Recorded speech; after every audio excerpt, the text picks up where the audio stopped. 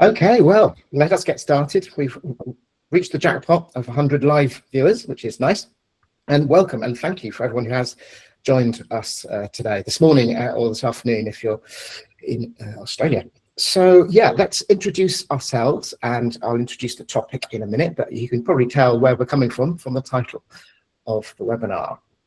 So I'm Dan White from Marketing Illustrated. I'm an ex-head of expertise at Kantar, and for the last 6 years I've been writing, drawing, doing consultancy, keynotes and training. And my background is in, I guess you'd say, advertising brand research initially. And Juri, do you want to introduce yourself? Yeah, and before I start, Dan is too shy to tell you that his new book is coming. I think it's called The Marketing Illustration Inspiration Book. Marketing Inspiration Book. No, I'm not too shy. Actually, I did in the end put a picture of it at the end of the book. So I will mention it then. Yeah. Within Baby, we have all Dan's previous books, and he's really a great visual storyteller. So it's really easy to understand the marketing concepts with this illustration. So we're definitely pre-ordering his new book. You should too, because my understanding of the book industry is that pre-orders are much more important than the orders after. Yeah, pretty much. And about me, I'm the CEO and co-founder of Behavio. And we're basically trying to build the most actionable marketing research that tells you what to fix, not just what's broken. Hope you'll see it during this webinar as well. So that's it. Okay, well, let's get cracking. So the agenda for today, the topics. Essentially, we're going to be exploring the question of whether TV is suited to big brands, as a lot of people think, or in fact, better suited or particularly well suited to small brands. Juri will be sharing with you 3 or 4 case studies of brands, small brands that have used TV incredibly effectively, show why it worked for them. And then we'll be addressing some of the challenges or prejudices that people often have with TV advertising, which is that it's just too expensive for small brands, or it's only for older audiences, or that it's simply too risky because you put all your eggs into one basket and there's less opportunity, you know, to test and optimize on the fly, as with other media. And once we've talked about all that, we'll have a Q&A, and also we'll summarize with a TV playbook for small brands. And you can also type in the questions during in the chat if something is not clear. So feel free to put your questions in chat. Perfect. We do have sources on the slides, of course, but I just wanted to give a quick mention to the people whose work we've drawn on for this webinar, including D2D, the expert modelers who've worked with ThinkBox on a couple of analyses that we've brought in. There's, of course, Lumen and Amplified Intelligence in the area of attention. We've got data from them. The concept of activation and brand building from Binet and Field. And also Tom Roach's work with Dr. Grace Kite on, I think they call it the ramp and bump, or the performance plateau that small brands see. We love System One's recent work on the role of TV, and of course, Ehrenberg Bass's findings about distinctive brand assets and category entry points. So thanks to everyone. Okay, so the background to this whole webinar really is, well, Juri and I had this conversation really about 6 months ago, I guess it was now, about how the industry sees TV these days. And it is seen, we believe, as being treated as being only really for big brands, the exclusive domain of big established, well-off brands. And that is simply too expensive for small brands, or that it only reaches older audiences, not younger audiences, and that it's impossible to measure, and therefore is a sort of a historic kind of channel. And we wanted to challenge that because we are increasingly finding that small brands need a platform like TV to get the brand off the ground. And when I say the brand, I mean kind of building the brand in consumers' brains, consumers' minds, so that it can leverage that brand equity and be more successful as it grows to being a mid-sized and eventually big brand. Okay, so let's talk about why, in fact, TV is actually suited to small brands. Well, there are 3 kind of main drivers of this, main reasons we're saying that. One is because of how attention works. Two is the scalability of TV compared with other channels, and also the trust that being on TV can give a brand. So this analysis is one of many relating to attention. So this one was from the Advertising Council of Australia, but there's also data from Lumen and Amplified Intelligence and Dentsu, all saying the same thing, which is that there is a strong relationship between the amount of attention people give an ad, so how long they watch it for, and the response you get, both in terms of brand lifts and sales uplifts. I think that's pretty clear that attention is a really important thing. However, when you look at some channels, digital channels, you see that the majority of the exposures on those channels achieve very short attention spans, usually 1 or 2 seconds. So this is that famous slide a lot of you have seen, showing that 85% of digital ad exposures are less than 2.5 seconds. So the vast majority are under 2.5 seconds. Now, it is possible to to register your brand and a simple message in 1 or 2 seconds, but only really if you are an established brand. So here's an experiment. This describes an experiment that Behaviour have done to test this hypothesis and to measure this brand size effect, where they took the same creative and showed these creatives for just 2 seconds. And in one version, they used a small brand, less familiar brand, and in the other version, a highly familiar brand like Bosch in this example. And they found a strong correlation between the size of the brand and the ability to register what the brand was from a 2-second exposure. Very clear correlation between the brand size and the brand recall. And this actually ties in with other research, this time from Amplified Intelligence. You remember this 2.5, I'll go back actually, the 2.5 seconds has been talked of as a kind of rough rule of thumb for a threshold that you need about that kind of length of time or more, ideally. But Amplified Intelligence have found that ads that use established branding devices, so distinctive brand assets, that threshold comes right down. And that ties in with this concept, which is that big brands can be instantly recognized because of the familiarity of the asset, the logo in this case. So that brand size means that bigger brands do better or are fine to use channels that have shorter attention spans, but small brands don't have that luxury.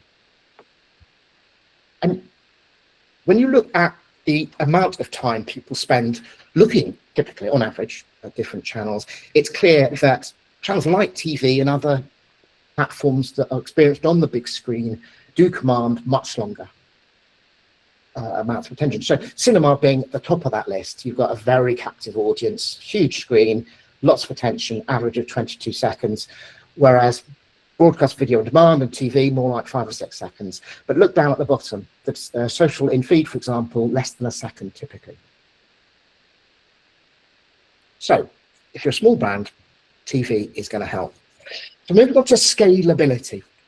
This is a concept we hear about a lot, and this was brought to light by Tom Roach and Grace Kite when they illustrated that a lot of brands start spending mainly on search and social advertising. So new brands start there, and they do well to start with, but then they keep investing more and more in that channel as they've grown a bit, but they reach a sales plateau.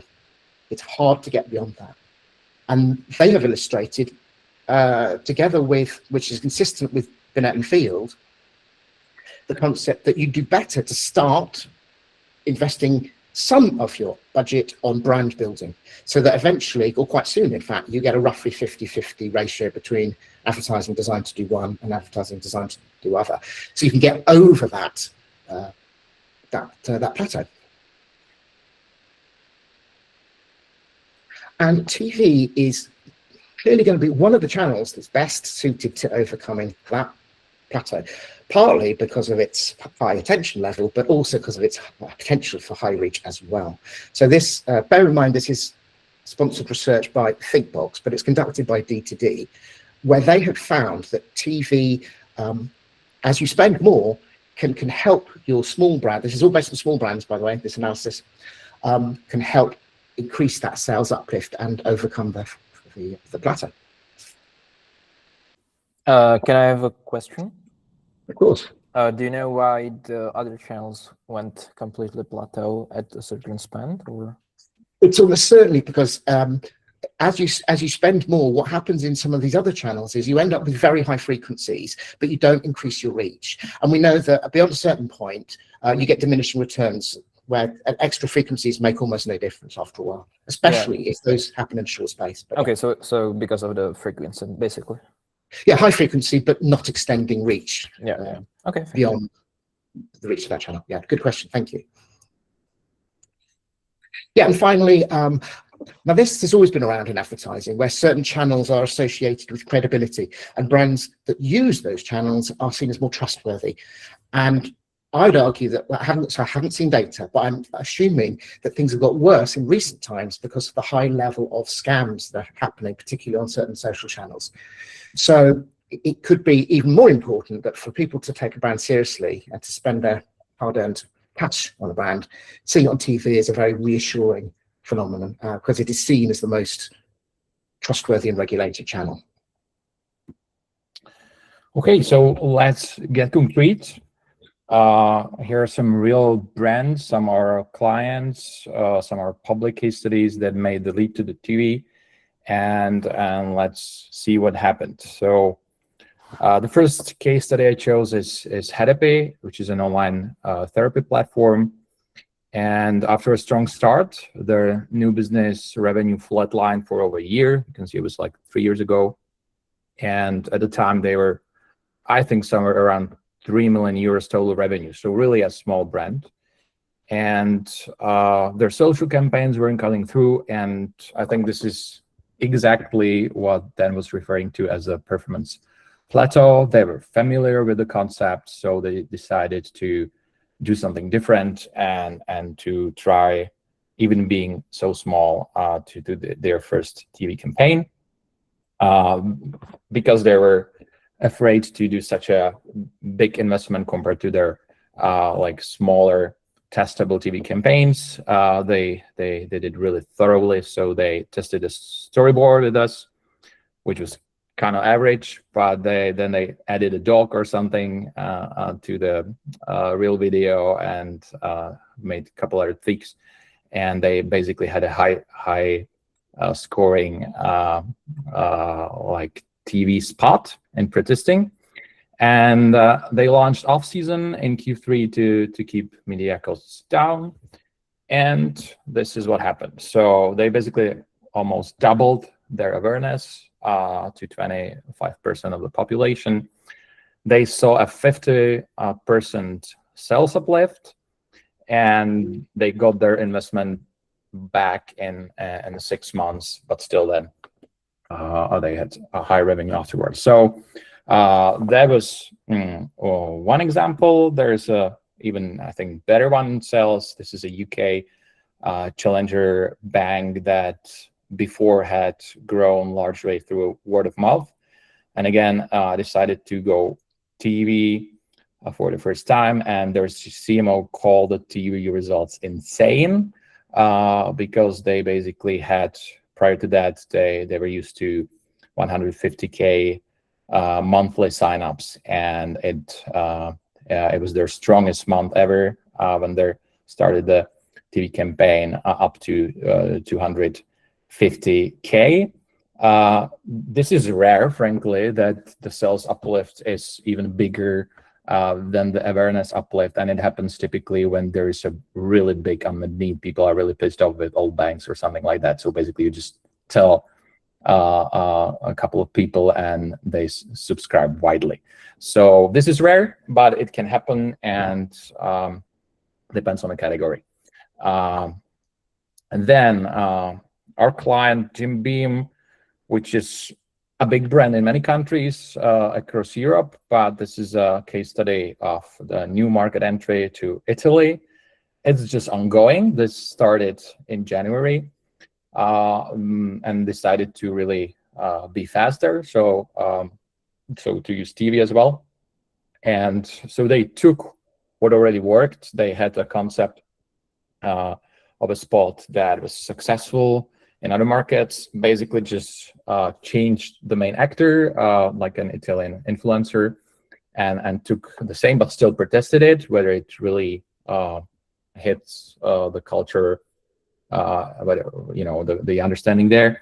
And again, protested it locally and started in this time Q1, which is also typically off season.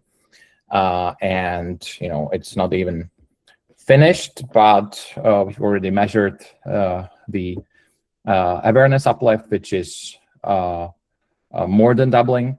So the sales uplift is not yet known, but I was calling with the client last week, and he said, well, it looks good already.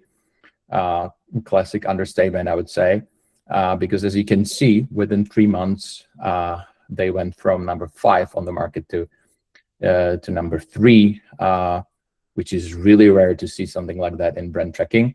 And we'll get back to this case in detail a little bit, because there's a lot of things that are done really good. So it's a good inspiration. Last example is also Active Campaign. Tony's Chocolate Only. That's a big Dutch brand in the UK. It's like mid awareness brand, but also they haven't had a TV campaign before. In January or something like that, they started their first 360 campaign, and we measured it like a week ago. And you can see, because awareness is already high, it's better to look at consideration, which is even more predictive to sales. And even when the reach was quite limited, you can see the pretty nice lift in consideration.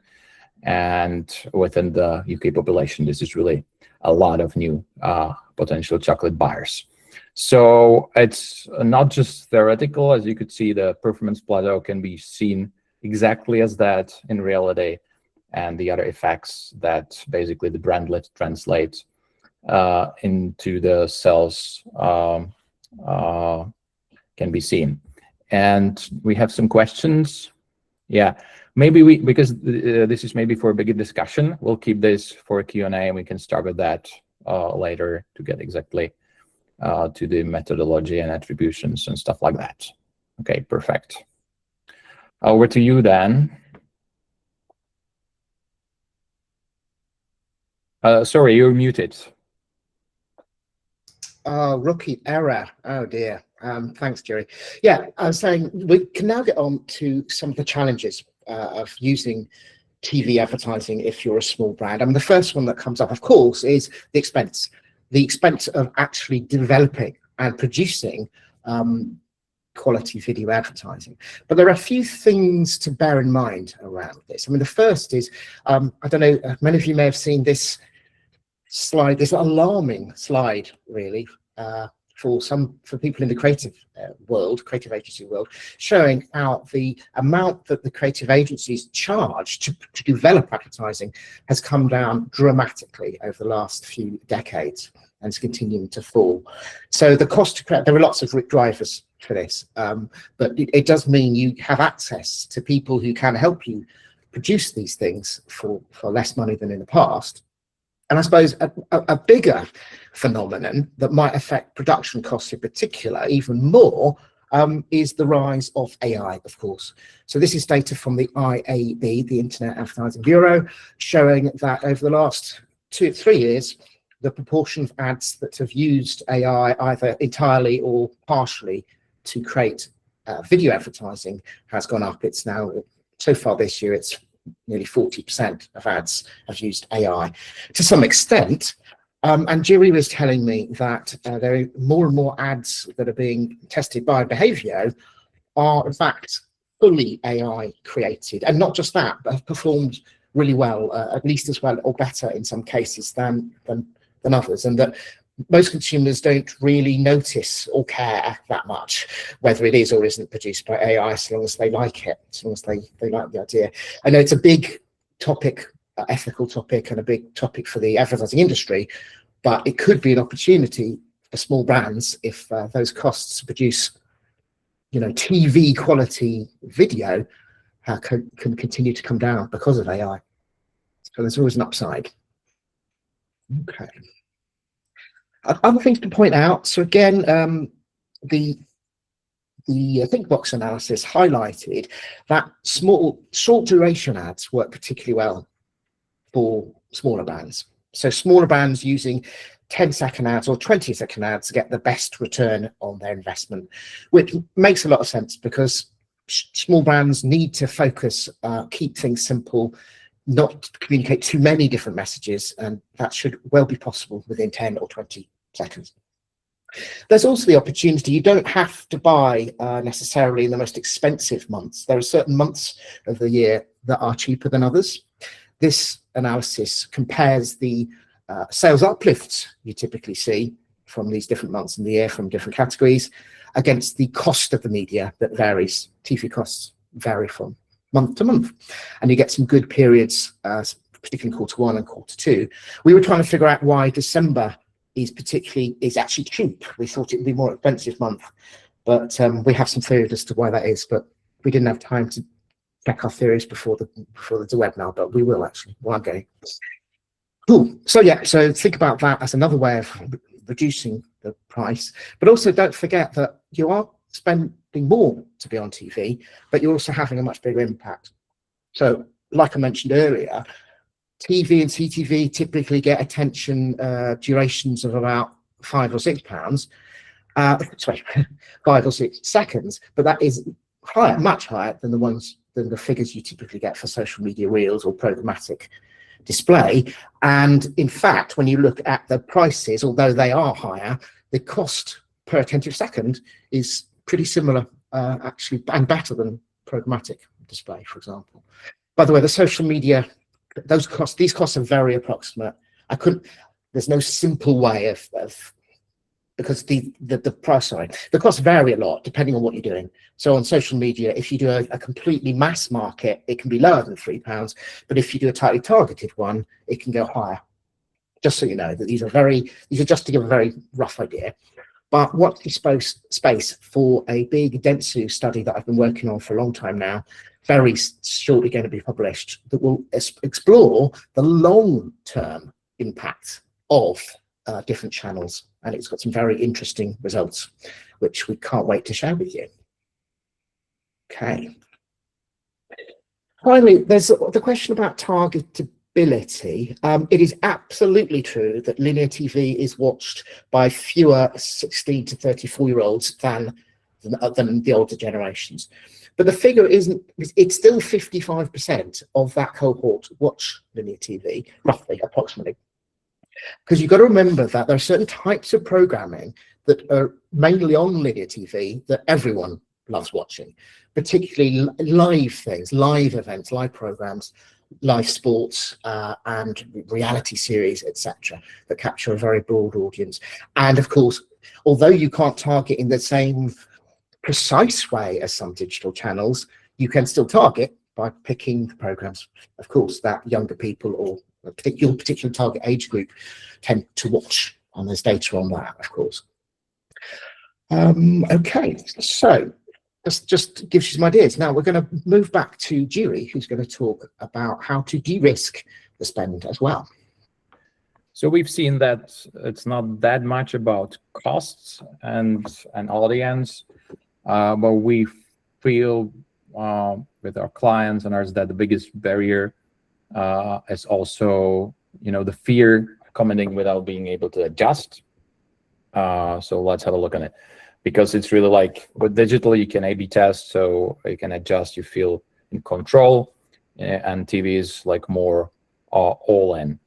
And the good news is that the two big risks, while the TV can fail to bring back sales, can be almost fully eliminated by pre-testing. The first is creative failure. So basically you have some problem with the creative, being in a weak branding, unclear message, bad emotion, or a strategic failure. If you're targeting a saturated or small niche, the awareness doesn't translate into sales. So let's have a look at the first one. For small brands, it's actually different than for the big ones. There's a lot of talk about like how emotion is really important. It is. I'm not saying that, but when you look at our data, where we compare for small brands, how the metric score in different ads for small brands we were testing translates into awareness lifts, you can see that branding is much more important. So if you get branding wrong, no emotion will help because no one knows you. You've seen the data from our experiment that Dan was presenting about no one noticing you within the 2 seconds. So it's actually really switched from how TV ads for big brands work, but that's not our today's issue here. The big brands mean typically those who have awareness over 60%. All the others are, in this case, small. So if you're 5% awareness brand or 35, you should still focus primarily on branding. So let's have a look on this Jim Beam ad. It's in Italian, which I think is good because most of us, we don't have anyone from Italy, won't understand a word, but the possible branding. So let's watch it. And Jim Beam in this case in Italy is a really small brand. No one really knows it. So it counts as a small brand there. How can I play it? Maybe I have to go to the slides. Jim Beam non è solo per chi va in palestra. Magnesio di Jim Beam per combattere la stanchezza. Maca di Jim Beam per concentrazione e focus. Creatina di Jim Beam per avere più forza. E le proteine di Jim Beam per la crescita e il recupero muscolare. Jim Beam per ogni sport. So I guess for every creative director, it feels over-branded a lot. Yeah, there's a Cardinal logo all the time, small Cardinal logo. Then there is some logo or where people look like 5 times or 6 times, and there's 6 audio mentions of the brand. Yeah, so really super strong branding. Still, even with such a branding, this translates into just 41% of viewers who could actually recall the brand. So that's how hard branding is for small brands. That's why it's so important. And that means that, for example, here I have a Dutch ad for a small Dutch brand, which is like normal average branding. You know, you have a logo at the beginning, at the end, and then you have one audio mention at the end. And you stand no chance. No one remembers it, so there's no brand building really. It translates into 15% recall. So that's the creative. We can talk about emotion as well, but I generally believe it distracts a little bit when you're a small brand, because you should really focus more on clear branding and clear message. And that's getting us to let me maybe just mention that companies think that the predicting of creative is something they don't have time or money for. But really, this is our example, but not just us. You can have within a couple days full pretest with 500 real people, a couple thousand euros. We're starting now AI pretest that works pretty well for branding part actually, and that's like 10 fraction, like 1/10 of the price, and it's in 5 minutes. So I think it's something you just have to do if you invest into TV to check at least the branding, or better emotion if you're having some a bold concept or something, how that's going to be seen. But let's go to the other second big risk, and that is the license strategy. Because when we're saying that TV helps and it translates into sales, it doesn't work for every company. It only works for companies where there is, let's say, a mind space for a new brand that solves some unmet need, basically. Because and then we'll show it in a while from a neuroscience perspective. but it's really, you cannot, as a small brand, really beat the big players if they're already there and people are happy with what they're solving. So you should check for like growth potential in your message. Let's stay with the Mikazu case, which is basically a competitor of Airbnb or Booking in Netherlands. And their main message, their strategy is that they want to be seen as houses perfect for holidays. And this is a large need across the Dutch population, but it's saturated. And you can see it clearly from this table. Basically, the columns are competitors. The red one are the small ones, but there's like 3 big players, or 2 big and 1 big players, and they're already pretty well connected to this message. And as you can see here, it's actually not just a problem of strategy, it's also a lot about category. For Mikazu, it's actually really hard to find a need with large growth potential, because it's pretty much saturated by Booking, Airbnb, and Belvilla here. Means that it still do something, but you have to expect like lower results. If you compare this to the Jim Beam in Italy, it's basically, there's not many super big brands. Most of the players are smaller brands, around like maximum 30% of awareness or something like that. So it's like both a large need, a lot of people in Italy want this, but there's also a free mind space, a white space. So again, you can de-risk that, and that pretty much depends on whether you want to grow big, or it's maybe better to stay with small channels, because your niche brand that could also be good. But TV is really more for brands that want to scale, and you can kind of measure the potential in your needs and what to expect given your category, your competitors, whether it's worth it. Again, can be quick and affordable, and it's worth the risking. And I love this new dance illustration of what I was just. This one's brand new, as in yesterday, because I wanted to think of a way of illustrating what Jimmy's been talking about here, about why you need to look for white space, why you need to focus on a need that isn't already dominated and strongly linked already with established rivals. So I'll just take you through this. I'd love your feedback on this, by the way, people, because sometimes I use these and I take my mind about whether they're useful or not, but I think this one's useful. But if you're a young brand, just like Jim Beam, we just saw, focusing on getting your name awareness, establishing your logo is hard enough.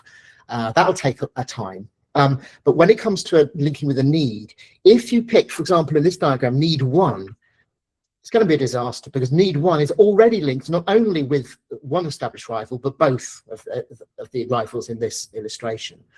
And similarly, there are other needs, need 2, need 4, need 5, that are already linked.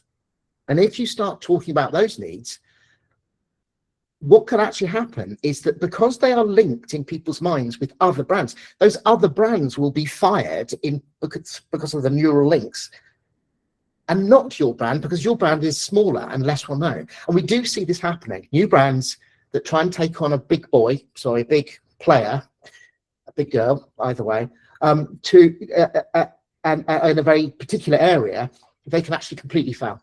And it's called misattribution. It's real. It's because of the way the brain works. But if you find a need 3 in this example, that isn't owned, and you forge that connection, you've got a good chance of owning it eventually. And then, of course, you can build from there. There's a big debate in the marketing world as to whether, to grow, you should try and be all things to everyone from day one. And that's simply not possible, I believe, from a neuroscience point of view. And also, it's not credible from a trade point of view. So a new brand, once it's established, early on, it needs to establish its name, its logo, and focus on a particular need. it may start to build other things around it, like jingles and symbols as well. Once it has established those connections, it can then potentially create a link with another need. And then once it's done that, and it's become a huge brand, that's when it can start to gain and become all things to everyone, because it becomes the dominant brand in the category that people just is the default that they use for all sorts of purposes and needs, because it's everywhere and highly familiar, etc., etc. It's trying to reconcile the two ideas of why differentiation is still important, particularly for young brands, for small brands, because it's the only way they're going to get a foot in the mental door. I'm mixing up my metaphors now. A foot in the door in the brain. And then, but eventually can become something that is used across multiple category entry points, like we know big brands do eventually have that characteristic as well. I hope that makes sense. Yeah, any feedback would be appreciated on these particular diagrams. But that's enough about illustrations. Let us now summarize where we've got to before we take some questions. So we've got this sort of TV playbook for small brands. When you think about the perceptions we introduced at the beginning of the webinar, the reality is quite different. Actually, TV does work for the brands, but small brands need TV. They need TV to scale in the brain and to scale to a wider audience. Is it too costly? Well, production and media costs, production costs are coming down, and there are ways to minimize the cost. And Julie just showed some examples of some fairly small campaigns, effectively, that have had a big impact on small brands. Does it reach only older people? No, there's plenty of programming that reaches a young audience, and certainly there are ways to reach people beyond social channels. Is it impossible to measure? It's not as easy to measure in some regards, but there are ways you can de-risk your investments through pre-testing in particular. So the playbook would be, for example, consider using shorter ads, so your 10 seconds, your 15s and 20s.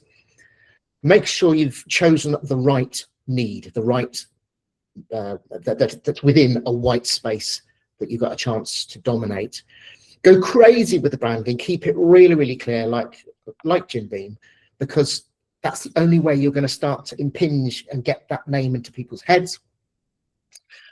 Yeah, but don't worry too much about high production values. You don't need to spend millions to produce a high quality 10 or 15 second video ad.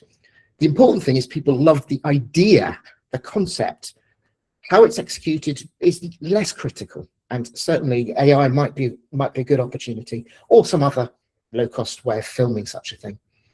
De-risk by using pre-testing to make sure you know you're investing something that's going to give a good return, and consider ways of buying at cheaper media periods.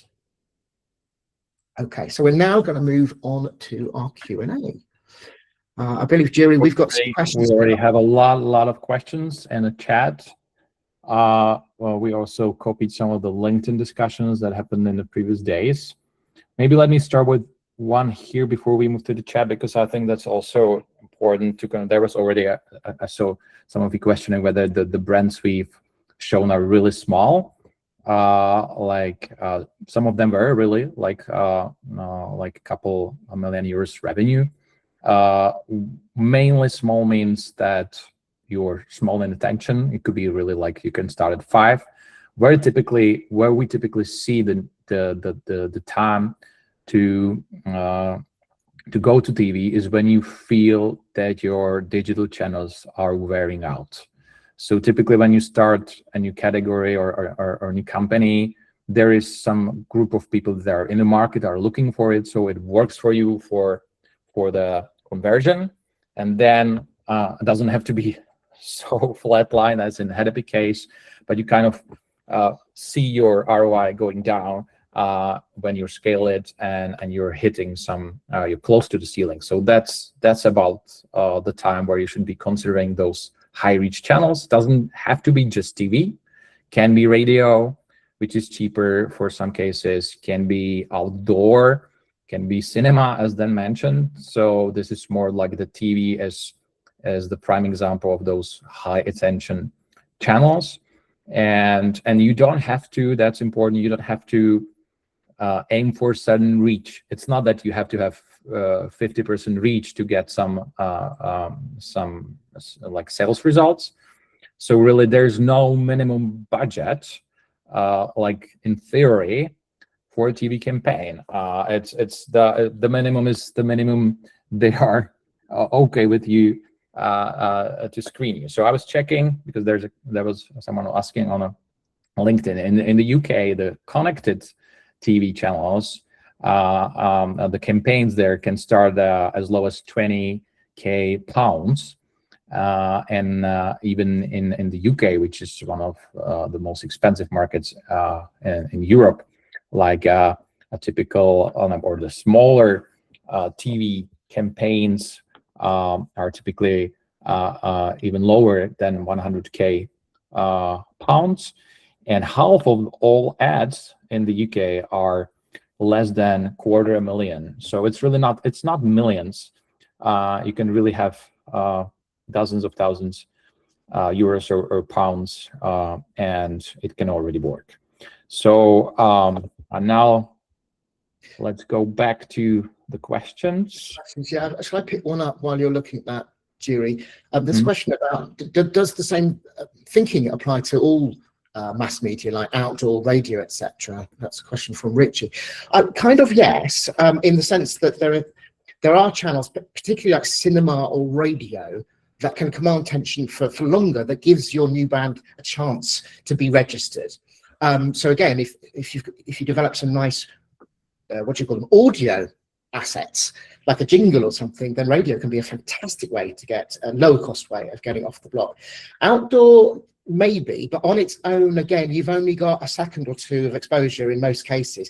I think it depends on the type of outdoor. You know, if you're talking about underground posters where people, the dwell times are longer, even if the reach is not as high, that can work. Not necessarily ones that people are, you know, rushing past, driving around. Yeah, otherwise you have the same problem, unless you can combine it where you have TV to start and outdoor afterwards, which is the classic old formula, you know, where you've already established the branding asset through video. But again, that doesn't help the price issue. Yeah. What else have we got? Okay, so let's go back to the first question was Spice Master. How do you get around the attribution issues? The penny counters must be appeased. Well, attribution is, you know, it's always painful. It's painful in digital. It's painful here, like some causal, relationships. But there's basically two ways. The case studies I was showing to you, they're quite easy because, for example, the head epi case, they haven't changed anything else. So basically, it was just a TV campaign that was happening at the time. So there was simply nothing else that could cause the sales uplift. There was no PR changes, stuff like that. So in those cases, you kind of see it clearly. And just to mention, like, for example, the Jim Beam Italy campaign, it's not just TV. It's typically the same, the concept of supporting your TV campaign with social conversion campaigns. You cannot scale it. There's some certain ceiling, so it's not about do just TV.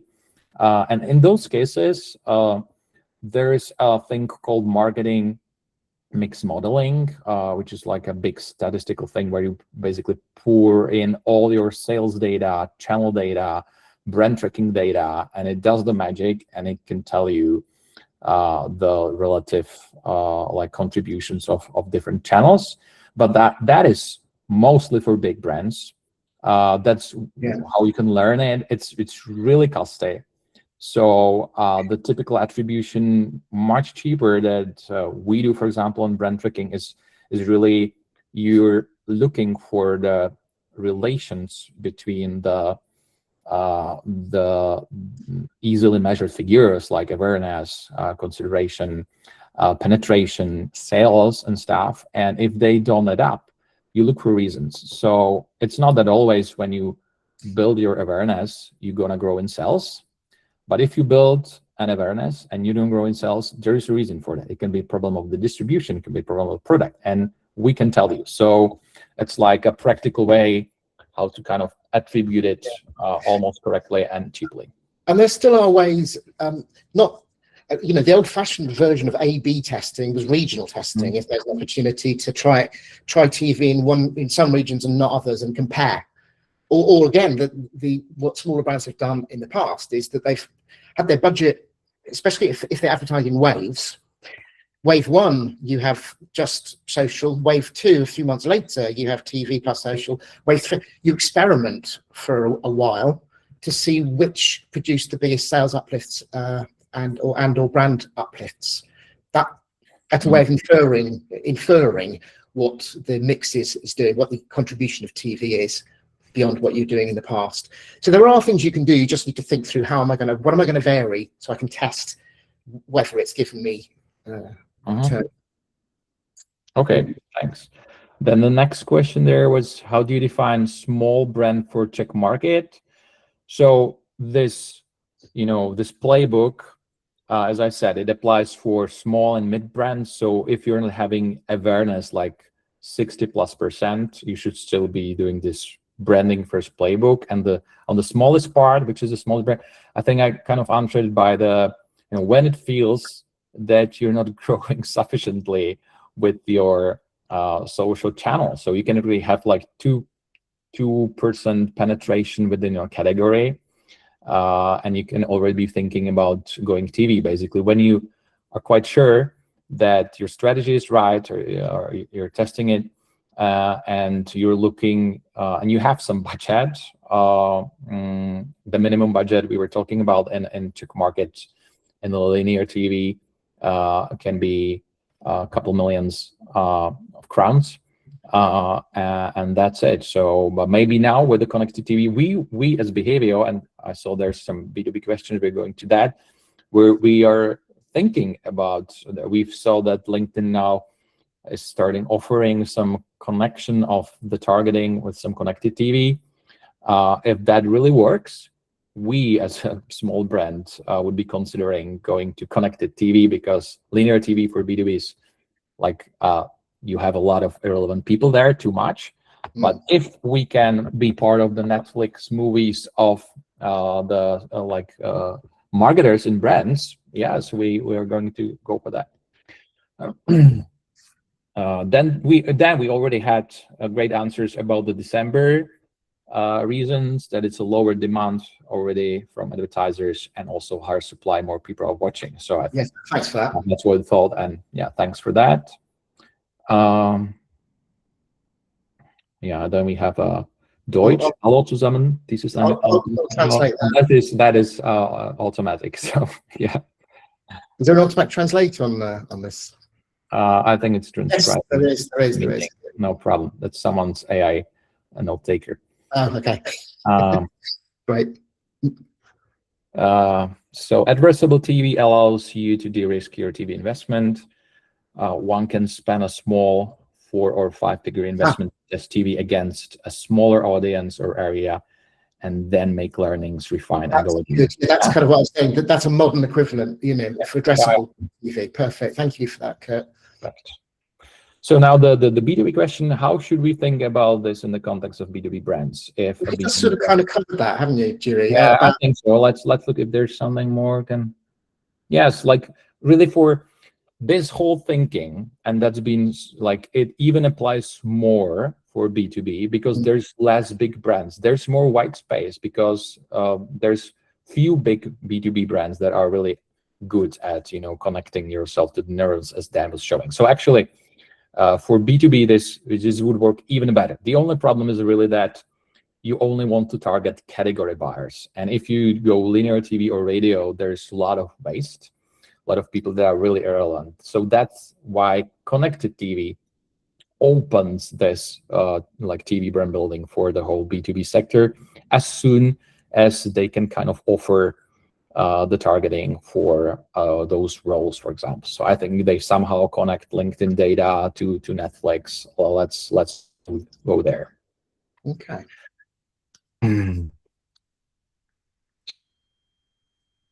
This is about your neuron chart.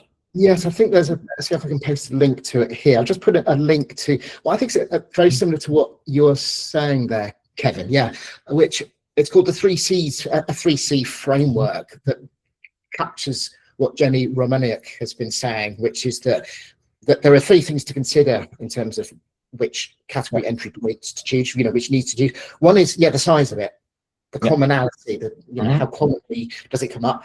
Then you've got the competitiveness, which Jerry talked in particular about. Is it already owned by the brand? And then the third one is credibility or competence. In other words, is it credible for your brand and for your organization to meet that need well? I find that a very useful framework. I just came across that actually just recently.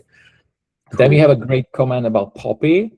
That it has done well by going straight in the soft drinks competitive set with sodas back but better, rather than competing in SAPs or occasions.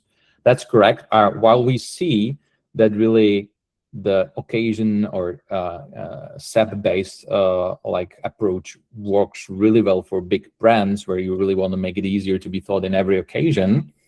If you're small, it really depends. Where is the biggest, largest need that is unattended? It could be an occasion, but often it's not about the occasion. It's more like a benefit. It's a how need, not the when need. So how we do this in behavior is we kind of disregard the type of the need, and we just measure everything, whether it's a product related need or distribution or category entry points.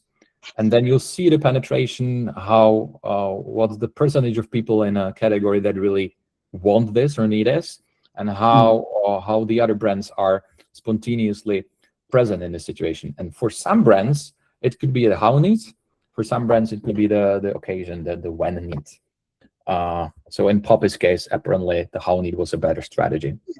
I sometimes put need stroke desire stroke occasion stroke to remind us that it doesn't have to be a how functionally. We're talking, there can be different ways of doing this. But something that's relevant but not dominated, that's related to why or when or how people buy something, that can be need. Our brains are not as systematic as marketing scientists are, so we like to have different labels, but the brain is just wants something.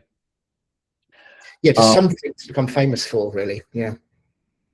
Okay, that's the same about corn, vegetarians. Question: what are your thoughts on buying very cheap TV, for example, in daytimes, which are still reaching lots of category buyers, but perhaps reach will be capped? I don't know. I have enough about this, Dan, to answer this really. Just the point is, yes, the reach won't be as high, but still, like the thing you showed earlier. If you're a small brand and you can get to some people you never got to because they've never heard of you, it doesn't matter if the total reach is low. You're still reaching lots of new people, and that's what happens. That's why big brands probably wouldn't find that kind of media so interesting, but small brands can, because they've got a lot of headroom anyway. So don't worry. So long as you're reaching in an absolute terms, lots of new people, you're fine. Okay, we've already answered Richie's question. So. Counterproductive, isn't it counterproductive to buy the cheapest periods because there's a lower demand? And that's what Dan just said, because you basically, as a small brand, you're more flexible because your growth goals are smaller, you have smaller budgets, so there's always enough new people who haven't heard about you in the cheapest periods. And also those prices are based on all industries, so it could be that there's not, there might not be lower demand for your particular niche. I don't know. So,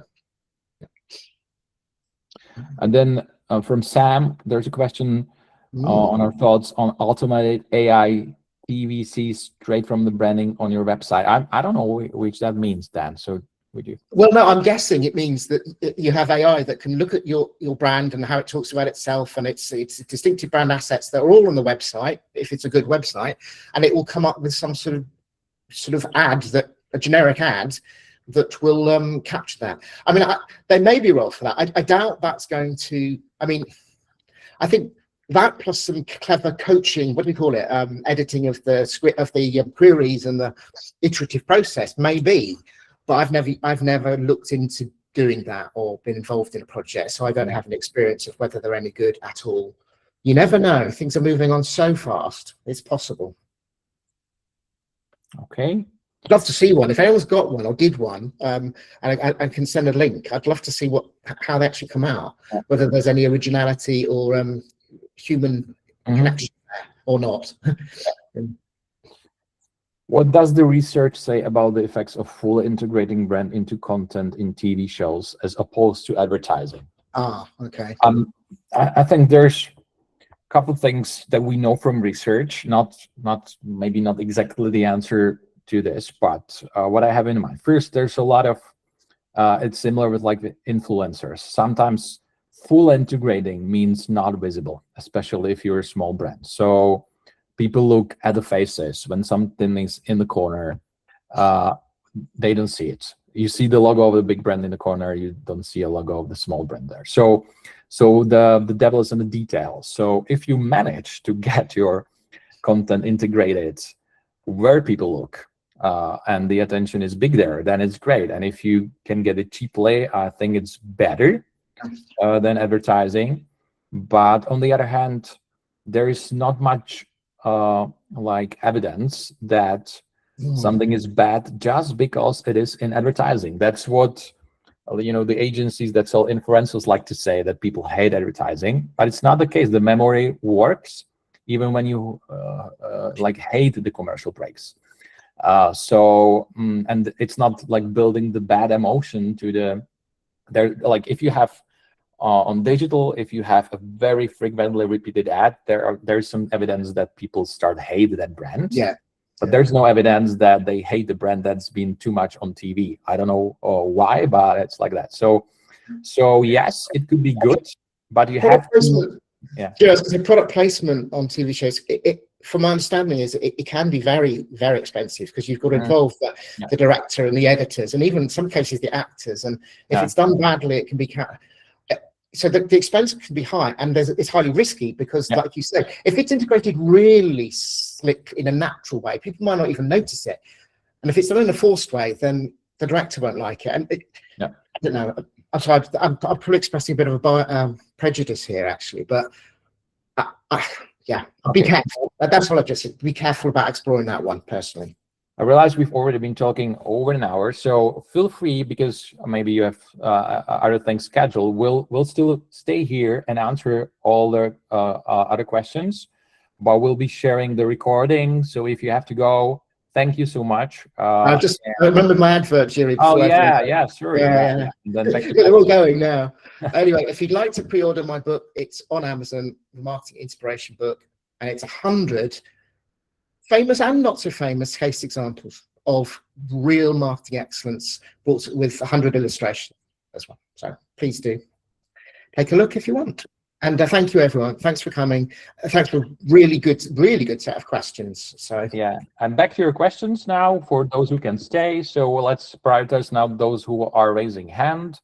I can see Susanna and someone else was, and then we go back to the questions in the chat. So Susanna, please. If that was meant like a raise hand. If not, then Sophie.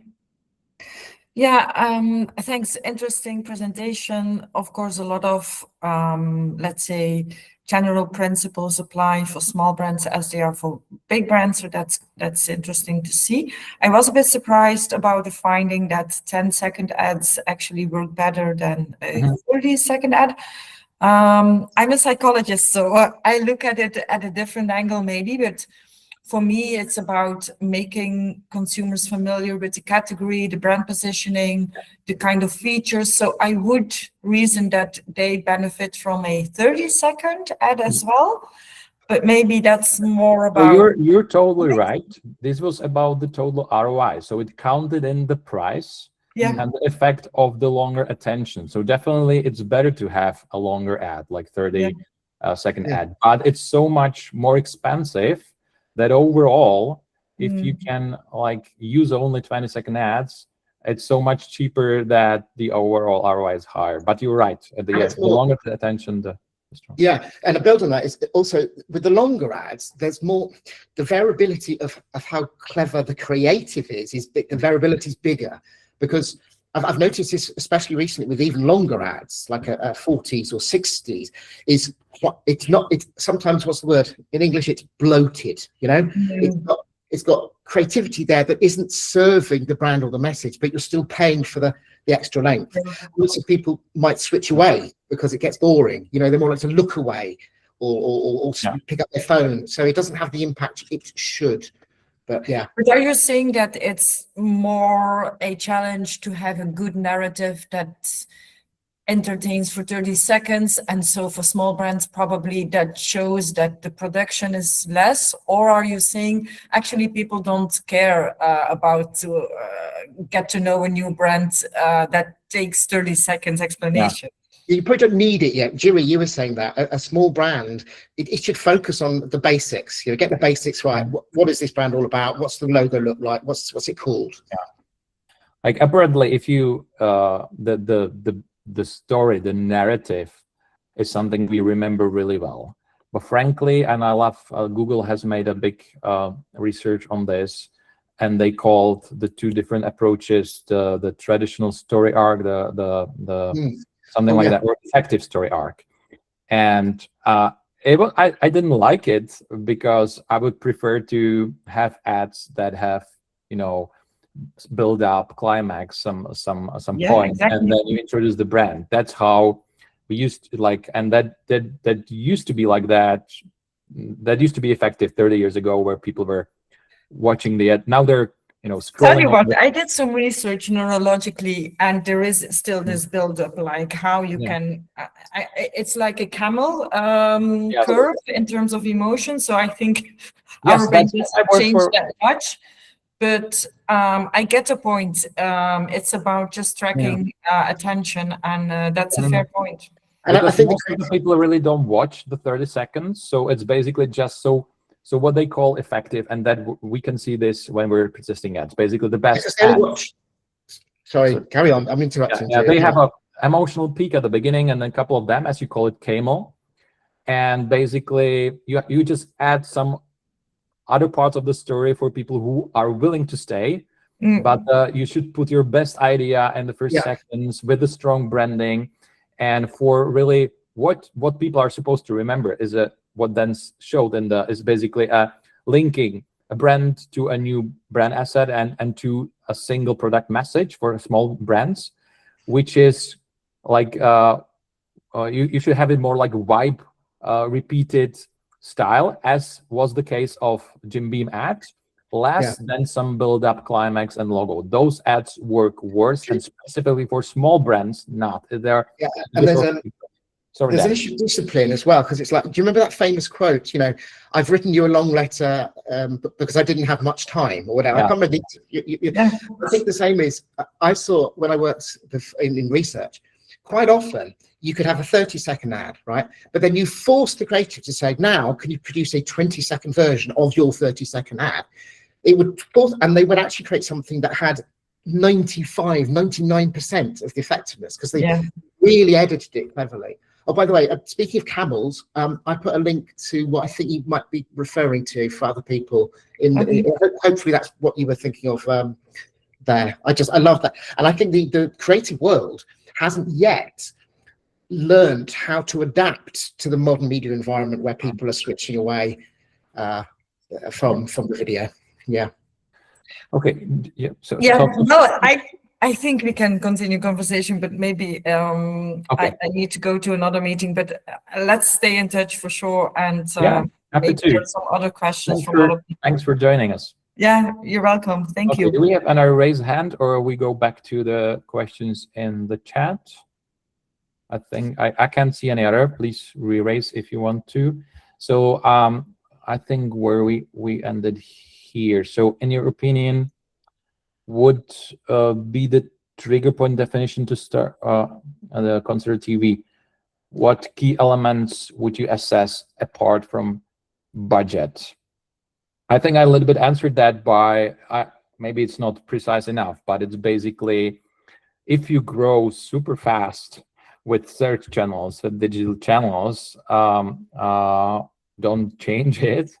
It can be at that early stage, it can be still more effective. The ROI would be definitely higher because our TV ROI is typically, 2-3 times. In early stages of digital, it can be 4-6 times. So I think when you're getting lower with that, that's because you're out of the early buyers, early adopters, people in market, and you want to reach out to light buyers and people who are less interested in the category. You'll see your ROI going down. That's I think the stage. The production costs. I mean, the key thing is that not the media cost, but whether or not you've got enough money to create a decent ad, which is why we talked about AI as a potential way to change the equation dramatically. By the way, that amazing ad that aired in Australia we were showing before, I think that was made by 2 people internally in the team of the company. Wow, so really? I think the production cost was there 2 weeks of their time. So could be like that, but because beyond that, because you get what you pay for, because you're paying for an expensive media, but you get good reach and you get a high effect that's roughly proportionate to the cost. So you get what you pay for, and probably for small brands that's great because you'll build some assets you can then use later to be more effective. So it's an investment as well. Then similar question, but going deeper, at what stage or under what conditions should a brand prioritize linear TV versus connected TV? Oh, linear versus connected. Oh gosh. You know what? I really don't know. in the sense of, same for me, yeah.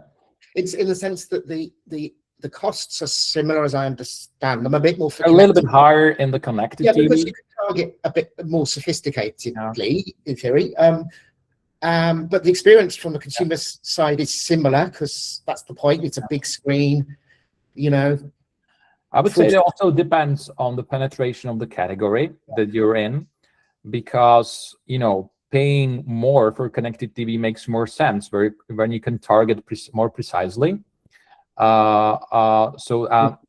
We don't mean targeting a specific group. It's about targeting your category buyers. So it's always good to target anyone in a category who is possible to buy. But sometimes your category is very niche, and then connected TV could bring less wasted impressions, let's say, to people for whom it is totally irrelevant. So a little bit dependent on the industry, but I don't think we have a good answer here. In South Africa, it is triggered by market need. Emerging brands who are expanding and specifically targeting LSM for 7 should seriously. Oh, that's not a question. That's a pain. Thank you for that. About that we already discussed with Sophie. We did that one. Yeah. You reach over 80% by the distribution of your branding category and start with meaning ROI. Well, maybe, yeah. I mean, I remember that rule of thumb, Martin. I'm just trying to think. But there's also, it depends on the dynamics of the category and how people come in and out of the category. Because sometimes you can build that fame of the brand, in advance of the distribution, as long as you think you're going to get the distribution within the next sort of 6 to 12 months. But yeah. And I think and that also is related to targeting, isn't it? Like we just talked about. Cool. Okay, and then we have a lot of thanks. Thank you also for joining. And that's it. What the best? We will share the slides, and on the last slide there's already a Let's Talk link, so that's the best way to get in touch directly with either of us. Teresa's already answered that one down below. She puts in our links, so that's good. Oh yeah, also thank you, and yeah, we have someone answering the linear versus connected. Yeah. Okay. So thank you so much. We're really happy to, as you might have noticed, we enjoy talking about this topic and thinking together. This is not the knowledge is still evolving. So thank you so much for the questions, for some of the answers that you know better than us.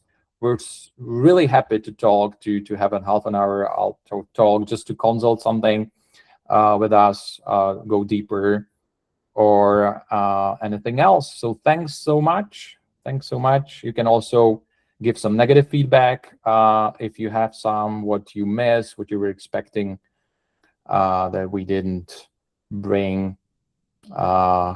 And that's it, Dan. Great. Thanks, everyone. Good fun. Thank you.